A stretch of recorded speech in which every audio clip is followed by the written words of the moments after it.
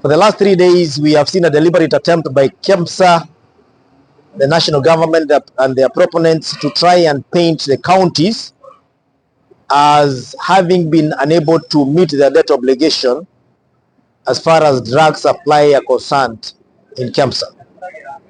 Allow me to state the following facts.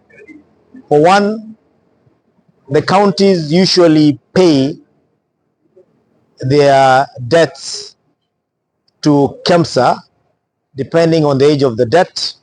And it's also important to note that there is no county that usually buys from KEMSA upfront. It's always a debt, and therefore there's nothing wrong with having a debt. The problem is when the debt accumulates beyond the 90 days. On the issue of the debts that have accumulated beyond the 90 days, allow me to state the following. One, the national government through Treasury owes the 47 counties a total of just above 100 billion up to the end of the financial year, which is just a few days to the end of the financial year. And therefore, most of the counties have paid their salaries. They have met their basic obligations in the counties, including the daily utility bills. The biggest problem is debts owed to suppliers, which have not been met because of the fact that the Treasury owes the counties 3 months worth of disbursement. If the Treasury was giving counties their money as is stated in the law on the 15th of every month, I can assure you that there is no county that will be having any debt to KEMSA by the end of each month. And therefore, I urge the Treasury to release the funds for the counties, all that is owed to them.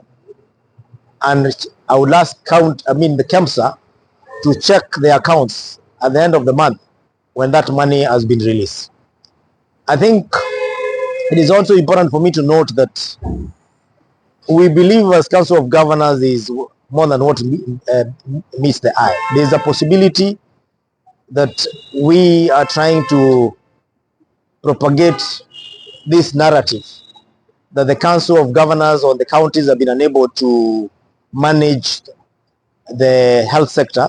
I think there is a deliberate effort to taint counties as being unable to run the health sector, and therefore the push to bring it back to the national government.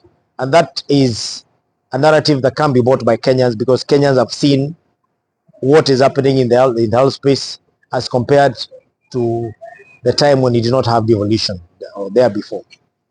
I know in my county, I'm said to be owing the much I owe, but once I get my full disbursement, I will not be having any debts owed to KEMSA.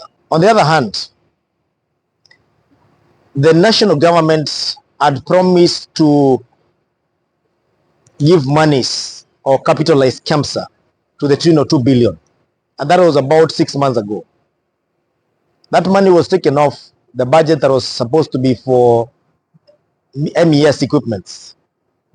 To date, KEMSA has not received that money. And therefore, even KEMSA itself is struggling. So even when you look at the 3 billion that is said to be owed by the Council of Governors or the counties, let the national government also give the KEMSA the 2 billion so that it will be able to meet the order defer rates that is supposed to be over 70% to ensure that counties have everything that they order from KEMSA. At the moment, it's not everything that they order from KEMSA that is available. And therefore, counties could be having debt also for other entities outside beyond KEMSA that are supplying drugs, or they may have even have paid them. And therefore, it is not only KEMSA that is a source of drugs for the county governments.